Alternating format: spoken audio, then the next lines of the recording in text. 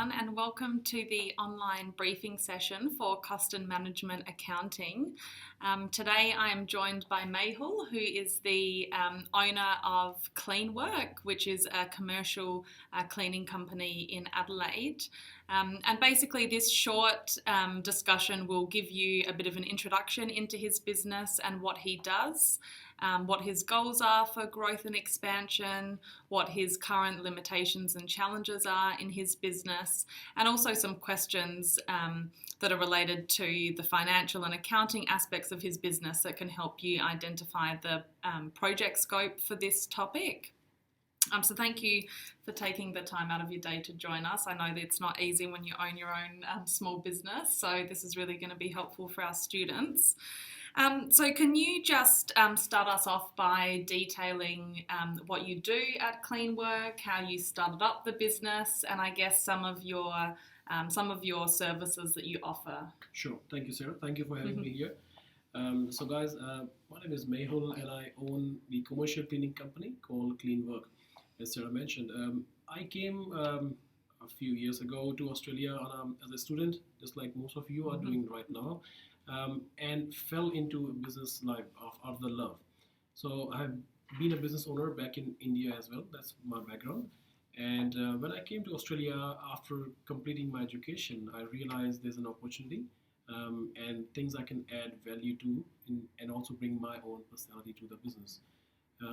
I was a restaurateur before and came out of there as a choice that with the family requirements, came into a professional cleaning business. We are running a professionally run commercial cleaning business.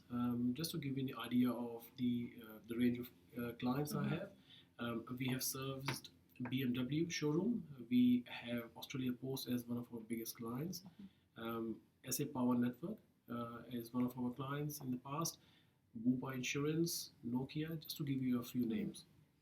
Hope that helps. Yeah, no, that's really good to, it sounds like you've got an entrepreneurial streak in your family through the restaurants as well. I didn't know that about you. So are you able to tell us, I know this information is on your website and that's getting a bit of a revamp at the moment, but some of the different commercial cleaning service offerings that you have?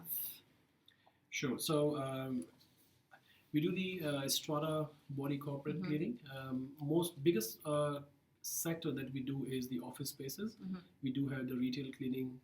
We do have childcare centers. We do the cleaning for medical centers, high-rise buildings, pressure cleaning.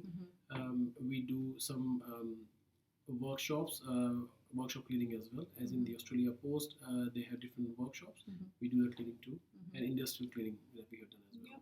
Awesome. And so even your current website does have a lot of detailed and helpful information about what is involved in all of those different types of services. So we certainly encourage students to look at the website just for that purpose as well.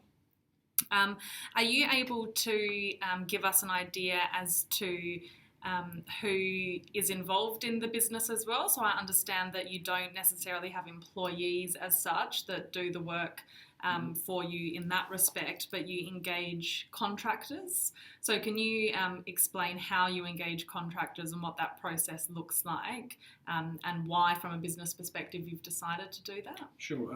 Great question. The profitability of the business is the prime driver in terms of the model of employees versus the contractors. Most of the time when the clients are coming on board, they are asking to check on the pricing with their current supplier. Depending on what they've been serviced, the scope of work is the biggest driver. Were they getting serviced the way they wanted to? And also if there's a element of saving some cost. Employees come at a cost of the on-cost, which is your superannuation, work cover and all that. Contractors, on the other hand, they bring in those parameters already covered when they come on board with us. So hence that drives and that leads us to that model. And so they have, so contractors have their own insurance as well, so that covers them from that perspective too. Absolutely, and depending on the kind of contracts or the width of the contracts they are serving will depend on the level of the cover from $5 million to $20 million public liability insurance. And so the type of insurance that they have will determine the type of jobs that you Absolutely. choose to give them. Correct. Yeah, okay. So I understand that, within the work that you do, it's obviously a service that you're offering, but you do have obviously physical equipment that goes into offering that service. Are you able to detail to students what sort of equipment you do have and you do need? And I guess the decision to hire that equipment versus actually purchase that equipment up front? So that decision is entirely up to the contractor. If it's cost prohibitive for them, sometimes people just bring in skills and they do not have the financial ability to invest into because somebody must have been employed with a different company and now they want to come out of employment and run their own contracts. So they do not necessarily have the ability to buy equipments on their own. That's where we have an arrangement where they pay a lease to the company. Most common equipments we use will be obviously the commercial vacuum cleaner. Sites, depending on their requirements, they also ask us to have the scrubbing machine. That can cost anywhere between $2,000 to $3,000. Some sites do ask for the buffing machines, which are on a different RPM, and then again a cost added to it. And so you, as a business owner, you own all of that equipment that you would then lease to your contractors potentially. So you personally don't lease any equipment from other suppliers either. Sometimes I do. There's a ride-on buffer, or you might have seen the equipment that are used in the shopping centers. I do not personally own them. Companies like Kennards, they do have them on hire.